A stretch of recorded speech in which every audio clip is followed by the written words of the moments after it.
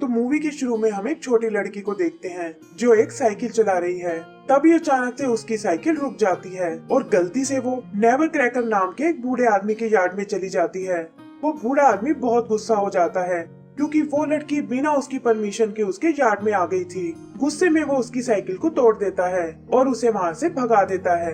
दूसरी तरफ हम एक लड़के को देखते हैं जिसका नाम डीजे है और उसने अपनी दूरबीन की मदद से ये सब देख लिया है। वो तुरंत ये सब अपने पेरेंट्स को बताता है, लेकिन उसके पेरेंट्स उसकी बात पर कोई यकीन नहीं करते और उसे समझाते हैं कि उसे दूसरों के घर में नहीं झांकना चाहिए। पता चलता है कि उसके पेरेंट्स आज कहीं बाहर जा रहे हैं और उन्होंने उसके लिए एक बेबी सीटर को बुलाया है। तभी वहाँ डीजे का फ्रेंड चाउडर आ जाता है और वो दोनों मिलकर बास्केटबॉल खेलने लगते हैं। तभी चाउडर की फेंकी हुई बॉल रिंग से टकरा के उनके पड़ोसी नेबर क्रैकर के घर चली जाती है। चाउडर डीजे से बॉल वापस लाने को कहता है और ना चाहते हुए भी डीजे को बॉल लेने जाना पड़ता है। जैसे ही वो बॉल के पास पहुंचता है, नेबर क्रैकर उसे देख लेता है और उसे डांटने लगता है। तभी हम देखते हैं कि नेबर क्रैकर वहाँ बेहोश हो जाता है और थोड़ी ही देर में वहाँ एम्बुलेंस आ जाती है और उसे उठाकर हॉस्पिटल ले जाती है। डीजे देखता है कि उसकी पॉकेट से एक अजीब सी चाबी गिरी है और वो उसे उठा लेता है। डीजे को लगता है कि ये सब उसी की गलती से हुआ है और उसी की वजह से नेबर क्रैकर की जान चली गई है, लेकिन चाउडर उसे समझाता है कि इसमें तुम्हारी कोई गलती नहीं है, ये सिर्फ एक एक्सीडेंट था। तभी वहाँ डीजे की बेबी सिटर एलिजाबेथ आती है जो कि बहुत ही मीन और रूड लेडी है। डीजे को ये देखकर अच्छा नहीं लगता और वो अपने रूम में आ जाता है। रात को सोते हुए उसे एक डरावना सपना आता है जिससे उसकी आंख खुल जाती है। तभी उसका फोन बजने लगता है और दूसरी तरफ से कोई जवाब नहीं आता। वो दोबारा उसी नंबर पर कॉल करता है और देखता है कि फोन की बेल तो नेबर क्रैकर के घर से आ रही है। उसे यकीन नहीं होता क्योंकि नेबर क्रैकर के घर कोई भी नहीं है। तभी पीछे से कोई उसको डरा देता है और पता चलता है कि ये एलिजाबेथ का बॉयफ्रेंड बोन्स है।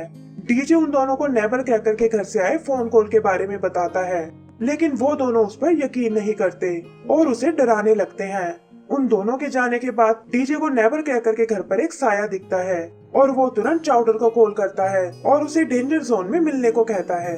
बोन्स एलिजाबेथ को बताता है कि उसने भी इस घर के बारे में कई कहानियां सुनी हैं और कहा जाता है नेबर क्रैकर अपनी वाइफ को मारकर खा गया है और अगर कोई भी चीज उसके यार्ड में जाती है तो वो उसे रख लेता है।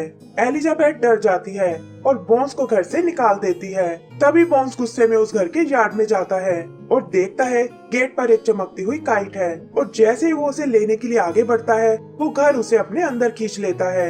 यहाँ हम डीजे को देखते हैं जो छुप कर घर से निकल जाता है और एक पुरानी कंस्ट्रक्शन साइट पर पहुँच जाता है जहाँ चाउडर पहले से मौजूद है। डीजे उसे अपने साथ घटी सारी बात बताता है और कहता है कि शायद उस घर में कोई भूत रहता है और उसे अपने साथ उस घर में चलने को कहता है ताकि वो सच का पता लगा सके। चाउडर उसे गलत साबित करने के लिए घर की बेल बजाता है और तभी अचानक से वो घर एक मॉन्स्टर में बदल जाता है और चाउडर पर हमला कर देता है। चाउडर किसी तरह खुद को बचा लेता है और वो दोनों भागकर डीजे के घर में आ जाते हैं। अगली सुबह हम देखते हैं कि एक जेनी नाम की लड़की हेलोवीन कैंडीज बेचने आती है। एलिजाबेथ उसे भगाने की कोशिश करती है लेकिन फिर उससे चॉकलेट ले लेती है। वो डीजे के रूम में उसे चॉकलेट देने आती है और देखती है कि वो सामने वाले घर पर नजर रख रहा है। तभी चाउडर देखता है कि वही कैंडी वाली लड़की नेबर क्रैकर के घर में जा रही है। वो घर जेनी पर हमला कर देता है लेकिन डीजे और चाउडर टाइम पर आकर उसे बचा लेते हैं। डीजे उसे भी अपने घर ले आता है और वो मिलकर उस घर पर नजर रखने लगते हैं। जेनी तुरंत पुलिस को फोन करती है कि तभी वो देखते हैं कि एक डॉग उस घर के यार्ड में आ गया है और वो घर उसे भी खा जाता है। थोड़ी ही देर में वहाँ पुलिस आ जाती है और वो उन्हें घर के भूतिया होने के बारे में बताते हैं, लेकिन पुलिस को उन पर बिल्कुल विश्वास नहीं होता। डीजे प्रूफ करने के लिए उस घर के यार्ड में जाता है और वहाँ चिल्लाने लगता है, लेकिन वो घर कुछ नहीं करता और ये देखकर पुलिस वाले उन्हें अपने घर जाने को कहते हैं। लेकिन डीजे के दिमाग में तो कुछ और ही चल रहा था और वो उन दोनों को लेकर एक स्कल नाम के आदमी के पास आता है। वो बताता है कि ये बहुत ही स्मार्ट और इंटेलिजेंट है और यही हमारी मदद कर सकता है। वो स्कल को उस घर के हॉन्टेड होने के बारे में बताता है और स्कल बताता है कि उसने भी उस घर के बारे में सुना है कि वो इंसानों को खा जाता है। डीजे उससे उस घर को नष्ट करने के बारे में पूछता है और स्कल कहता है कि उसे खत्म करने के लिए तुम्हें उसके हार्ट पर अटैक करना होगा। आगे वो सब वापस आते हैं और उस घर को हराने का प्लान बनाते हैं। वो डिसाइड करते हैं कि एक पुतले को स्लीपिंग पिल्स के साथ उस घर में भेजना होगा ताकि वो सो जाए और उसके बाद वो अंदर जाएंगे। लेकिन तभी वहाँ पुलिस आ जाती है और उनका प्लान फेल हो जाता है। पुलिस ट्रेस पासिंग के जुर्म में उन्हें अरेस्ट करने वाली होती है कि तभी उन्हें घर से आवाजें आने लगती हैं। वो दोनों चेक करने जाते हैं, लेकिन एक एक करके घर उन दोनों को अंदर खींच लेता है। तभी वो कार में बैठे डीजे और उसके फ्रेंड्स पर भी हमला करता है और उन्हें अंदर ले जाता है। डीजे और उसके फ्रेंड्स भागने की कोशिश करते हैं, लेकिन घर का गेट बंद हो जाता है और वो लोग वहीं फंस जाते हैं। आगे वो लोग प्लान करते हैं कि घर के हट को ढूंढकर उसमें आग लगा देंगे ताकि यहाँ से बचकर निकल सकें। आगे चलते हुए उन्हें नेबर क्रैकर की वाइफ की पिक्चर्स दिखती हैं। तभी उन्हें कुछ चमकता हुआ दिखता है और उन्हें लगता है यही इस घर का हर्ट है। वो उस पर हमला करते हैं और तभी वो घर फिर से जिंदा हो जाता है और उन लोगों को ढूंढने लगता है। यहाँ पता चलता है कि ये घर का हर्ट नहीं बल्कि उसकी जीप का हिस्सा है। वो लोग किसी तरह खुद को छुपा लेते हैं और माहौल शांत होने के बाद आगे बढ़ते हैं। तभी जमीन टूटने से वो तीनों एक गड्ढे में गिर जाते हैं जहाँ उन्हें हजारों टॉयज मिलते हैं। तभी उन्हें सामने एक लॉकर दिखाई देता है जो लॉक्ड है। डीजे को याद आता है कि उसे एक चाबी मिली थी जब एम्बुलेंस नेबर क्रैकर को ले जा रही थी। पता चलता है कि ये चाबी इसी लॉकर की थी और वो गेट खोलने में कामयाब हो जाते हैं। अंदर जाने पर वो देखते हैं कि वहाँ नेबर क्रैकर की वाइफ की डेड बॉडी है जो कि पूरी तरह सीमेंट से कवर्ड है। डीजे उसको पास से देखने जाता है, लेकिन गलती से उसके ऊपर गिर जाता है जिससे कि सीमेंट की परत हट जाती है और उसे नीचे नेबर क्रैकर की वाइफ का स्केलेटन दिखता है। इससे वो घर फिर से जाग जाता है और एक एक करके उन पर हमला करता है और फिर पहले चाउडर और बाद में जैनी को ले जाता है। डीजे उन्हें बचाने के लिए ऊपर की तरफ भागता है और देखता है कि घर चाउडर को निगलने वाला है। डीजे उसे बचाने की कोशिश करता है, लेकिन हाउस अपनी जीप से उसे पकड़ लेता है। जैनी ये देखकर उस चमकती हुई चीज को खींच लेती है जिसकी वजह से घर में दरार आ जाती है और वो उन तीनों को बाहर फेंक देता है।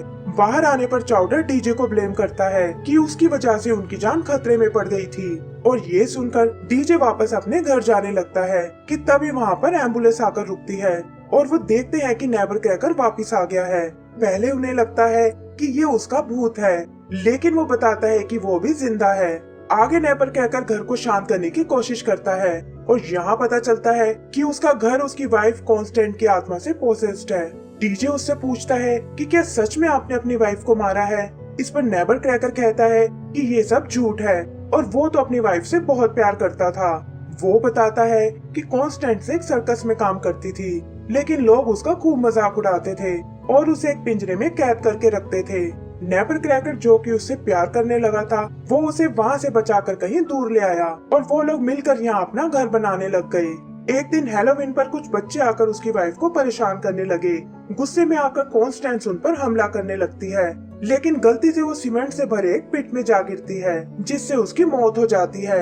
घर तो पूरा बन गया, लेकिन तब से उसकी आत्मा इसी घर में बस गई और जब भी हैलोवीन आता है वो उसके घर के पास आने वाले सभी लोगों पर हमला कर देती है। इसी वजह से वो किसी को घर के पास नहीं आने देता था। नेबर क्रैकर डीजे को वापस जाने को कहता है, लेकिन डीजे कहता है कि अब टाइम आ गया है कि आपको आपकी वाइफ की आत्मा को आजाद कर देना चाहिए। और ये सुनकर कॉन्स्टेंट को गुस्सा आ जाता है। वो डीजे और उसके फ्रेंड्स का पीछा करने लगती है। वो सब उससे बचकर भागने लगते हैं। भागते हुए वो लोग उसी पुरानी कंस्ट्रक्शन साइट पर आते हैं और वहाँ कॉन्स्टेंस उन्हें पकड़ने ही वाली होती है कि तभी नेबर क्रैकर उस पर पत्थर फेंकता है और उन बच्चों से दूर रहने को कहता है। इससे कॉन्स्टेंस और भड़क जाती है। नेबर क्रैकर उसे ये सब बंद करने को कहता है और एक बॉम्ब निकाल लेता है जिससे वो इस घर को नष्ट कर सके।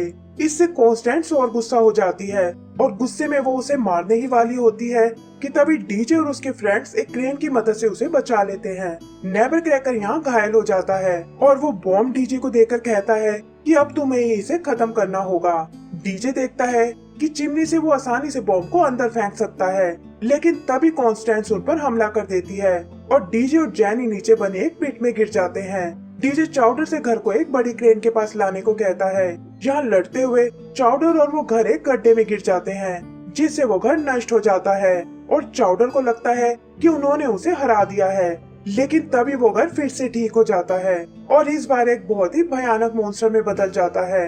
आगे चाउडर घर को एक बड़ी क्रेन के पास ले आता है और डीजे जैनी की मदद से बॉम्ब को घर के अंदर फेंक देता है जिससे वहाँ एक बड़ा धमाका होता है और घर नष्ट हो जाता है। और हम देखते हैं कि यहाँ नेबर क्रैकर अपनी वाइफ की स्पिरिट से मिलता है और उसे अलविदा कहता है।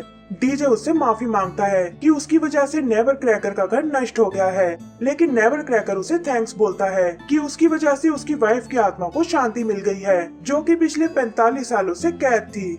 आगे के सीन में हम देखते हैं कि डीजे और नेवर क्रैकर बच्चों में वो सारे गिफ्ट बांट देता है जो उसकी वाइफ ने उनसे छीन लिए थे। डीजे और चौडर भी नेवर क्रैकर की हेल्प करने के बाद अपने घर चले जाते हैं और एंड सीन में हम देखते हैं कि घर की बेसमेंट से बोन्स और वो 2 पुलिस वाले भी बाहर आ जाते हैं और इसी के साथ हमारी ये मूवी खत्म हो जाती है।